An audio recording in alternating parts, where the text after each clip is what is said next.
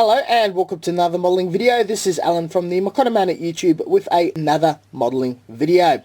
Today we'll be reviewing the SMS, a new scale modelling company, the Scale Modelers Supply, 30mm and 10mm lacquer paints for the Australian market, as we do have trouble importing them in. These, out of frustration, has been developed to be used straight out of the jar for airbrushing with ease. Excellent for those who are very new to modelling airbrushing and want to just get the colour correct colours. These initial lines are designed to be primary colours for mixing or Gundam modelling. You've got all your basic colours. The line is going to continually expand. We've got the 30mm variety, which you're looking at between $8 to $10, and you've got the 10mm minis, which is about the same price as your Mr. Hobby lacquers. So realistically, the larger ones, you're getting a much larger quantity for your buck. Containers are glass, lids are plastic. The velocities are quite nice. We're going to run it through an airbrush and see how we go. So at the moment, it's going to shake her up and immediately pour in. The bottles are a bit similar in design with the Alclad bottles. Velocity's nice.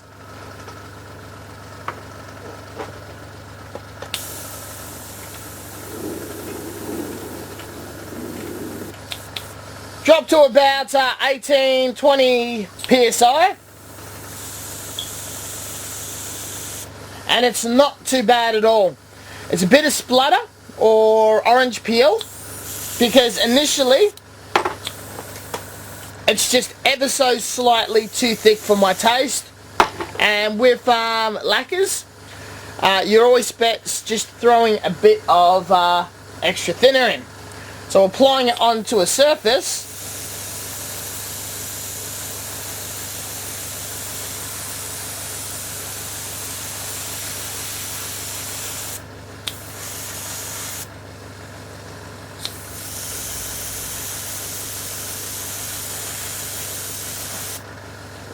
it's quite nice. Applies well. I don't see too much orange peel. And I can already touch it. It's got a bit of tack, but once you wait more than a minute, you can actually already start handling it. Exactly 1 minute later, just enough to clean my airbrush, it is completely dry to the touch. I can force my finger down on it and you're not getting anything as much as a fingerprint. And rubbing my fingernail on it, it does scratch, but the fact that it scratches, or it's got that much resistance without even fully chemically drying or hardening, shows it's really not too bad in keeping up with something of a strength of an enamel. Now for a pigment density of the white, to show the amazing test that I've witnessed painting over black. We all know when we put a white colour down, we want to undercoat, or we want to treat the undercoat so it reflects as much light as possible, because paint is fairly translucent. But the pigment density of this white is so strong, it actually looks just as good over black it does under any other colour, including white. So with this Exia that has bits of white, blue and black, we're going to do a couple of passes and just see how good the pigment density is in general.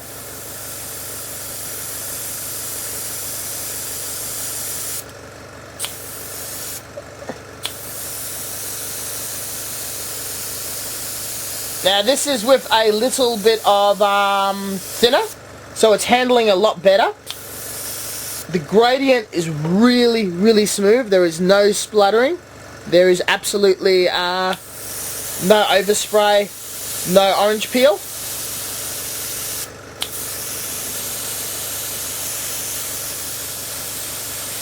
I've also slightly dropped the PSI to about 15, and that looks absolutely wonderful. Where it was black, blue to white, in a couple of passes it all looks the same, and that was just with those couple of quick shots that you see that I've thrown through right now. So what I've done is I've applied some liquid mask here, and I've got some Tamiya tape mask. Paint's only dried for 10 minutes. I'm going to apply some paint, wait a little longer for the liquid mask to dry, lift it and see if the paint lifts or gets damaged via masking. I will lightly dust on paint over the mask as what's good masking method, and see if we get bleed, paint lift, whatever. The green is quite a beautiful colour. And again, with the pigment density going across from the red, the black to the white, the intensity is very similar. It is a bit lighter on the white because this is heavily thin paint. And once you do a couple of passes, it builds up. So the paint is ever so slightly tacky, good enough, I'm not too worried. Removing the mask, it's going back to black, so I'm very impressed with that. The underpaint has not lifted.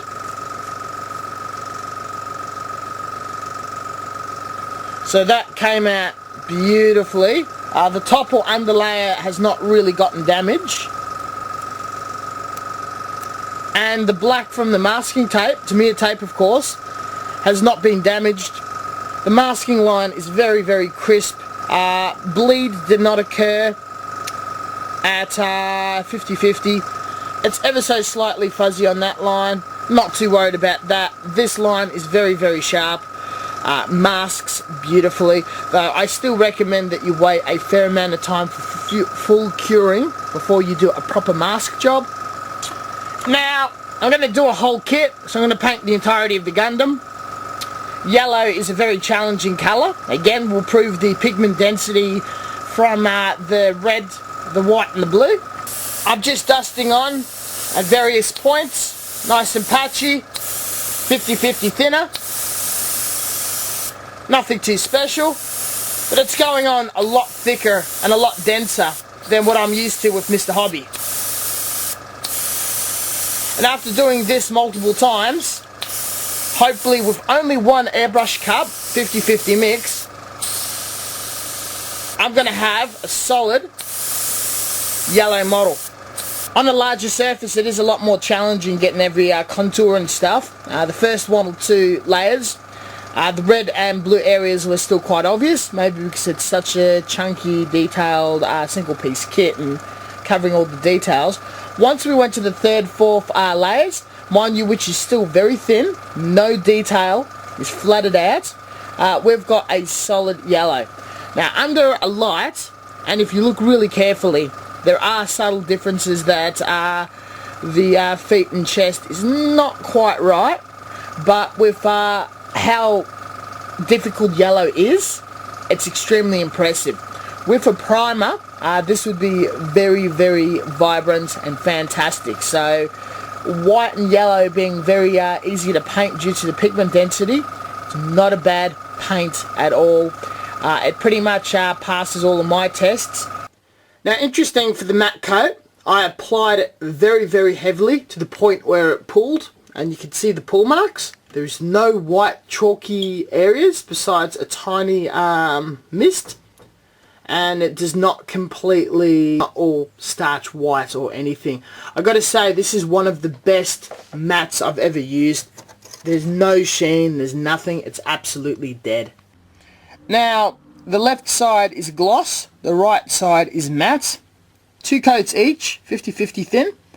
Now, there's a beautiful wet look sheen on the right. You can see the shoulder, part of the reg reflecting. But on the other side, there is no reflection whatsoever. There is a slight natural sheen, but it's fairly dead. And from what we've seen on the other one, if you put another 2-3 coats really thin, it's going to go absolutely dead. No build up in detail of white residue or deposits or anything. After 1 hour of drying, final scratch test. Besides the corner, nothing. I can't scratch that. There we go. That was with a decent amount of push or pressure. Very, very scratch resistant paint. So with all of my tests out of the way, with this first range, and this is literally the first wave of paint, there will be a slight amount of adjustments. There's going to be a lot more colours being introduced. Since the video there has been primers, a couple of more colours, and discussion about more. The individual and company making this is very close to the hobby industry, a modeler himself, across a few disciplines. If you go on the SMS page to like, you can follow what's going on. Leave comments, suggestions. They will be fair incomely listened to, and feedback is always accepted. Now, the last criticism or complaint people always have with a very small business, very small startup that's online: what if another Plamo Colour UK occurs? Now, I can vouch, knowing the owner of the company, that this is a very serious and very fair dinkum hat toss into the ring of the hobby industry. The individual has a lot riding on this, including his reputation, so I can throw my full backing behind it. Buying off the website and using this product, you will be getting what was demonstrated in this video, if not better. Quality control is pretty up there. Customer service is going to be definitely up there, and the new products that have come out are going to be very, very interesting. Not one to parade a rubbish product is something that's excellent, but I do definitely plan on swapping over a lot of products I use in this studio to the SMS brand, especially the black, white, and the matte clear. Thank you very much for watching, and as always, until next time, stay tuned for more reviews, and I will also pick up more SMS products as they come along, and use these Exias as my guinea pigs. Catch you guys next time.